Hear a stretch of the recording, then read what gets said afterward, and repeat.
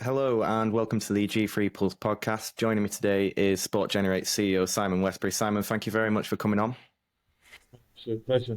Thanks for taking the time to speak to me and merging the time zones. Obviously, being here in Yerevan and you in the UK, we had to get that bit right. Do you spend most of your time there? Because you think you're London based, or you come from London, don't you? I used to be. I mean, it's a bit. I was obviously born and bred in London. I think the viewers can tell from my accent. Moved up to Yorkshire when I was involved with Sheffield United and the Kevin McCabe empire.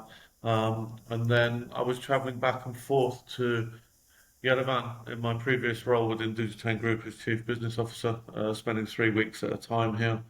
Um, and honestly, although we were achieving great results and results that Digitain are looking to build on at the moment, the travel got a bit too much for me. So I moved here permanently at the beginning of January 2023. And obviously with my changing role, and I think we'll come on to discuss, Sport Generate, it wasn't practical for me to build a company with the recruitment and the product development not to be in Yerevan. And as you mentioned, just in a prelude to this interview, you've seen a few things on social media. I think my social media is being dictated by my recent marriage, which was in the UK, but my wife is Armenian. So yeah, there's a business reason to living here, and obviously a personal reason as well. Okay, I didn't know a lot of that about the Sheffield United in your recent marriage. So congratulations on that. Did you? I mean, you don't mind me asking, did you meet kind of through work or? Yeah, we met through Digitain. I think you've seen from the stuff over the last number of years how important Armenia as a country has become to me separately to my wife. And I've done a lot, with their recent history to try and help them and raise their profile in this increasingly complex and fragile world that we live in. I think is a diplomatic way of putting it. It's something that you've said recently on LinkedIn, kind of stuck with me, and it's something I wanted to put to you before we delve into Sport Generate. And that's when you said that there's a difference between delegation and trust. You've moved from Digitain Group. It's siloed off into all these different brands. You've become the CEO of Sport Generate, and with that comes its new set of responsibilities. Could you just tell me a bit more what you meant by that? Yeah, I mean, I think that comment really came from a panel that I did in September in Barcelona, where industry leaders were talking, and I was fortunate enough to moderate the panel. And I think, in the past, you can always see that I've always believed in empowering my team, and I think, that's been replicated by people that are in my shadow and followed me within Digitain business unit.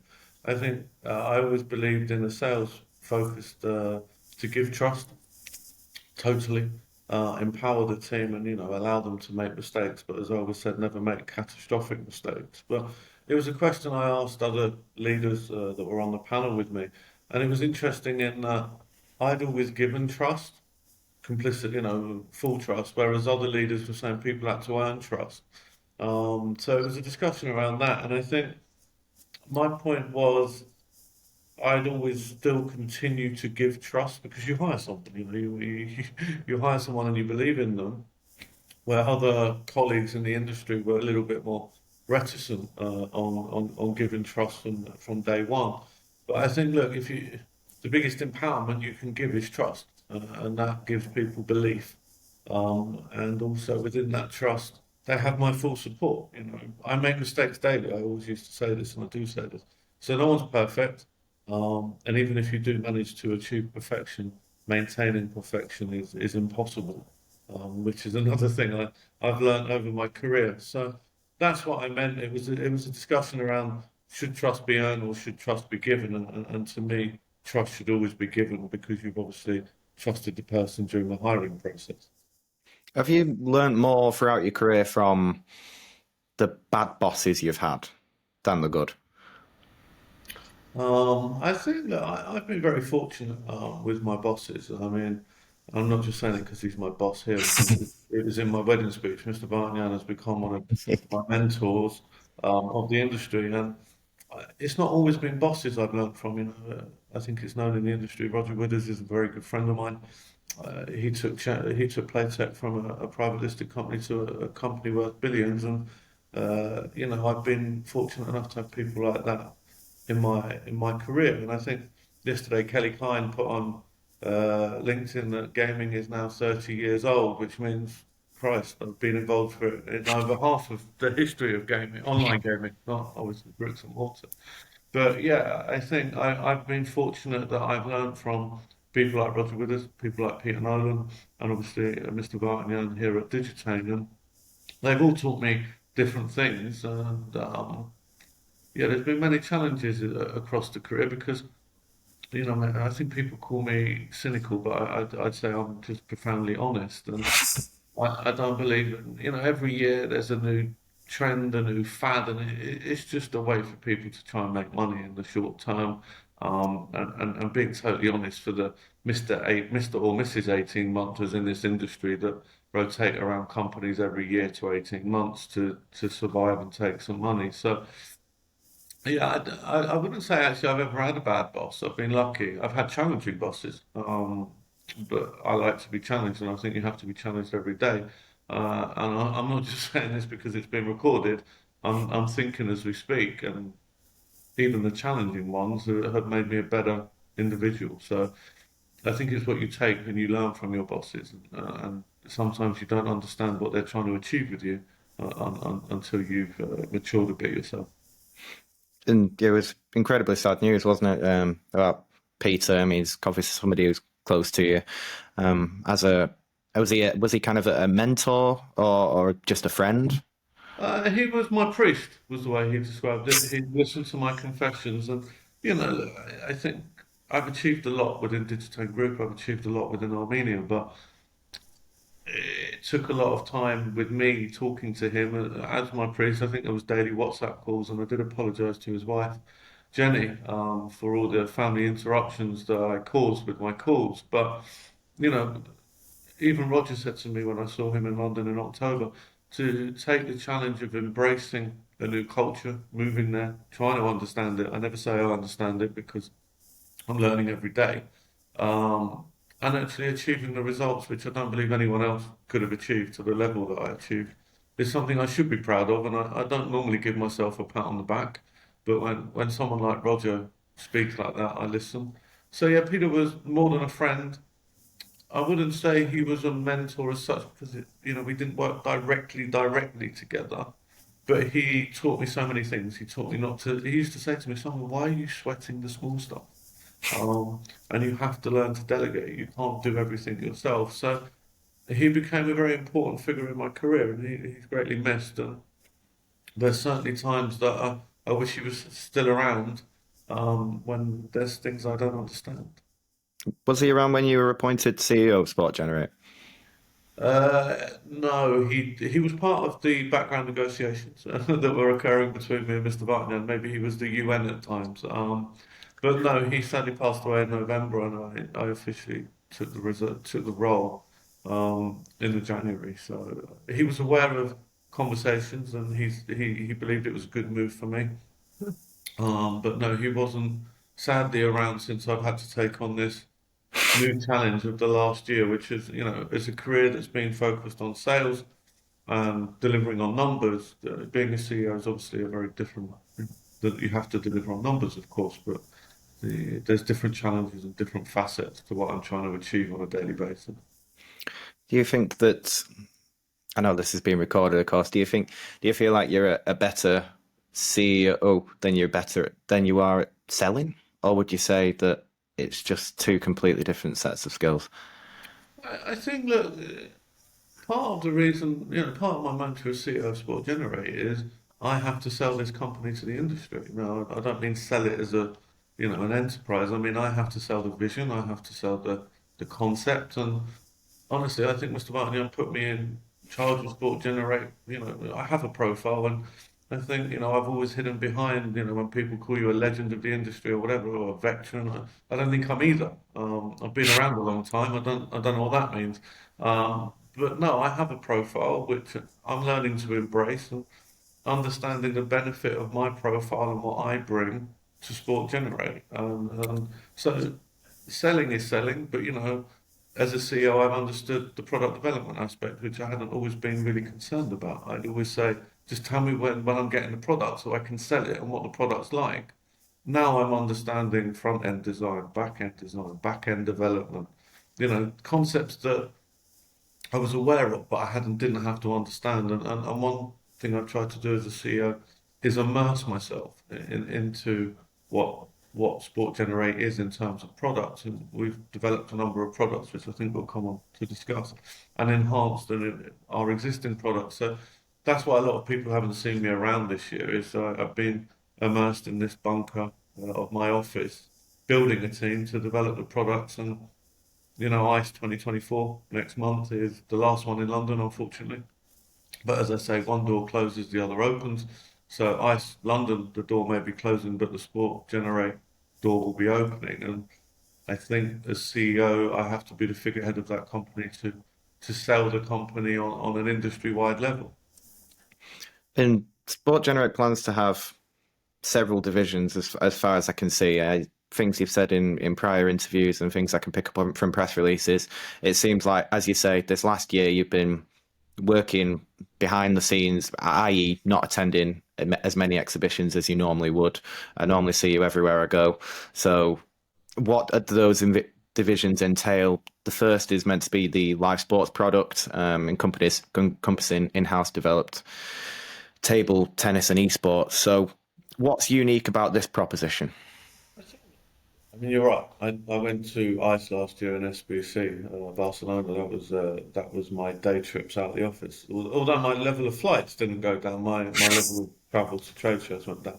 I think look, the live sports division was part of Digitain already. It was an existing product that Mr. Varnyan saw great potential in. And I've spent the last year, when we talk about unique, unique is a bit like when people talk about innovation. I think people talk about invention a lot. I think this year we've really focused on enhancing the product. We've brought polygraph testing in for our sportsmen. We've, created A and B leagues to make sure it's competitive because obviously, we just had the third round of the FA Cup. Every now and again, there's a cup shot, but you want your main league to be competitive. We've increased the number of events on our core product. I'll be honest, we closed the table football product. I had to make that decision. So there's been a certain amount of streamlining going on. Within this part, we entered into the agreement with the Armenian Table Tennis Federation, which actually makes us sports data right holders, which wasn't part of the business plan for the first year, but we saw an opportunity and we've taken it. So I think, as part of that deal, as I've mentioned a few times, Armenia is quite important to me as a country. So, we've committed to some good corporate social responsibility as well, providing equipment, increased funding, table tennis in Armenia, not just in the capital, Yerevan, but also in some of the regions of Armenia. So there's a lot been going on, which has basically resulted in an increased amount of events, more competitive product, and obviously for our customers, over double the GGR that they've been achieving previously. Now, where we are now is we're ready to take that to the next level. So we're developing, an AI overlay so you can look at ball speed, micro betting to predict where, the ball's going to go next. So that's the next stage. But in terms of live sport, we've just been giving it some love and attention over the last 12 months to make sure it's the product that we believe it can be. And next year, we're looking to involve this AI. We're looking to build 6 new studios here in Yerevan table tennis to take the product to the next level. So I think we've brought that product, which was a good product, to the stage where it's really ready to lift off into the next level. And we're working with the Armenian Table Tennis Federation on the table tennis side as well, which is exciting. Is that also about giving back to Armenia? You've touched on it a few times there, and in previous conversations we've had that Armenia means a lot to Digitain. It means a lot to you personally. If you don't mind going off topic, what's Armenia's culture like? It's not a place where you have friends who go, "Oh, I've just been to Armenia for 2 weeks" or what have you. I personally don't know anybody from the country. Is it somewhere that you'd recommend people visit? I'm going to be a bit selfish here and say no, because it's a nice secret for me to keep. And the Welsh football team were here not long ago, and I had some friends over from Wales. and they had a great time. They really enjoyed it. They couldn't believe what a fantastic place, especially Yerevan is, how friendly the people are, the the culture that they, I was in a bar after the game and the Welsh fans were singing, and you could see this was a bit foreign to the Armenian football fans. And to be fair, a bunch of big Welsh guys singing can be a bit intimidating. But they're not English football fans, so they started exchanging gifts, and the Armenians really took to that. They were very friendly people. As I say, Mr. Martin, the founder of Digital the Great Patriot, in the way that he promotes Armenia through his various businesses. So, yeah, I mean, I'd say come and visit. But the main challenge is the connectivity, especially from the UK. There's no direct flights. But no, it's a great place to visit. Again, selfishly, I would say don't come just because it's a bit of it's a kept secret. But I certainly recommend coming. A couple of years ago, it was even better with the exchange rate. It's a little bit more expensive now, but it's still a great place to come. And going back on topic, odds feed, esports, table tennis. Those are the three main product verticals that you'll be showcasing at ICE. Yeah, and I think that with the esports products, although we have our in-house content, which we call Cybermasters, the esports product we've developed, I'm extremely proud of. I hired a design team. I think we'll show it at ICE, and we may show it before. The This is going to sound very salesy, and it's not meant to. It's very immersive. It's very responsive. They've done things with design I didn't know was possible, but my art teacher did call me artistically illiterate. So that may not be the biggest compliment, but no, the product we've developed is immersive and interactive, and we've integrated official data. So through one API, you're going to get a fully managed official esports product with a design. I'm going to go out on a limb here. I'm going to be brave, which I think is going to be industry defining in terms of esports, and I think a lot of people are going to try and copy it very quickly. In terms of odds feed, yeah, we've built a product from scratch, and that's not as sexy a product to look at. It's a back office and back end, but there's been a great amount of development work gone into that. We've used some external consultants to help us get some knowledge there. And we're going to have a very comprehensive product of over 130,000 monthly events integrated through one API with very low latency. So, yeah, I'm proud of the team. I'm proud of what they're looking to achieve. And as I mentioned earlier, the door in Ice London may be closing, but it's certainly a door for Sport Generator to open. And I've always enjoyed ice. I know a lot of people don't. I mean, I've always enjoyed ice, and I'm chomping at the bit to get out and start spreading the news. And I'm not going to break into someone that's spreading the news, but I'm ready to go.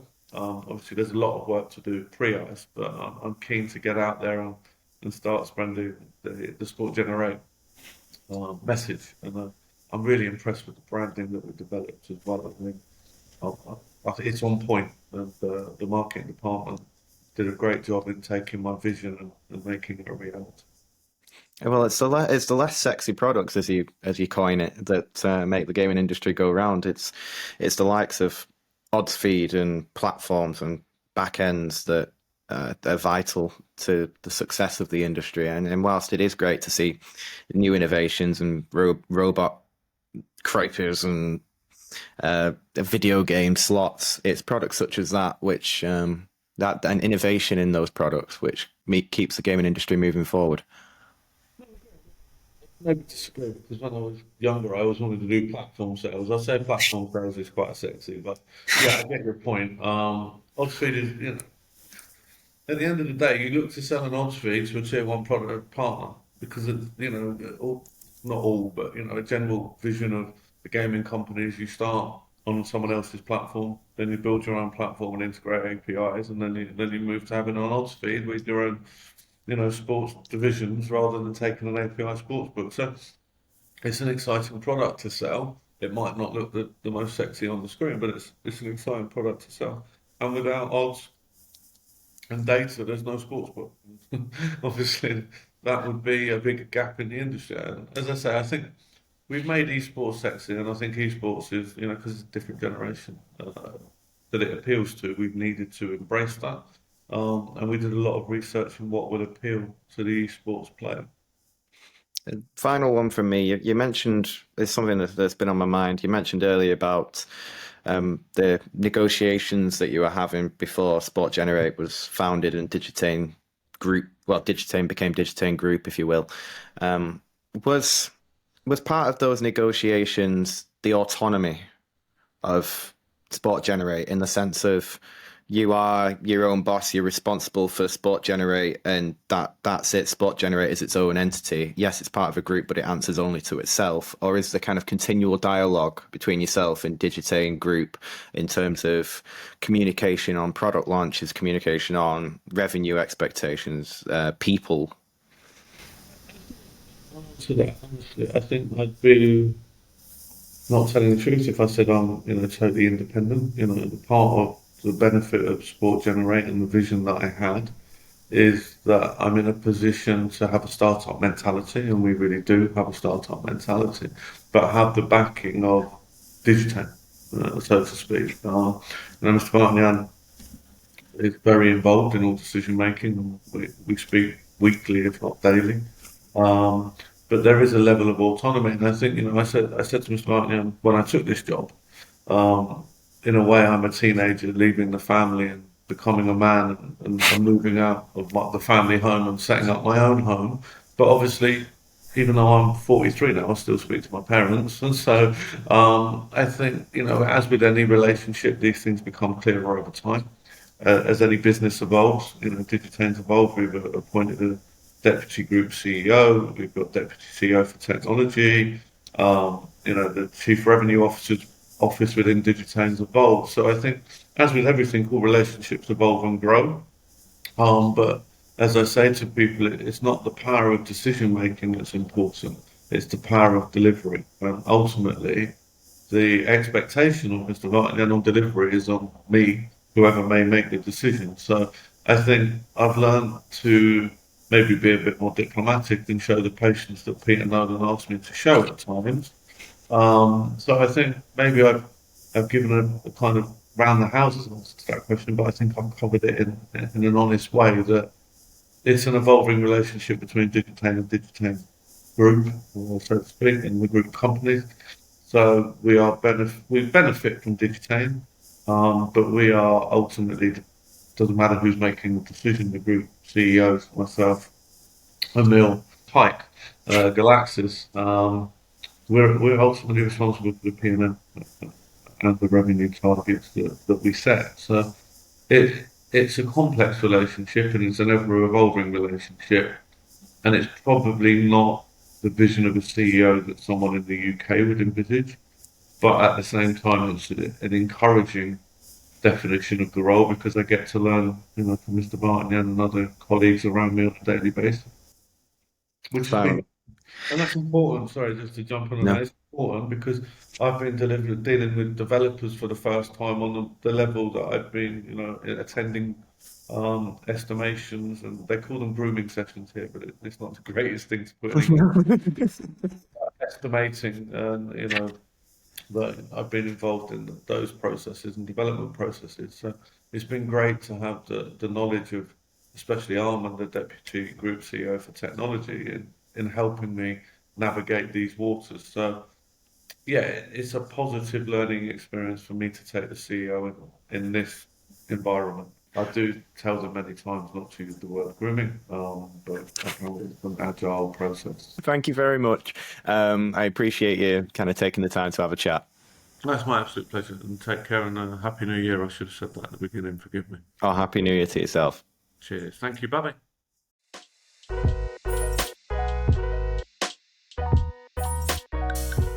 I hope you enjoyed the podcast. If you want to watch more, why not subscribe to our channel somewhere here?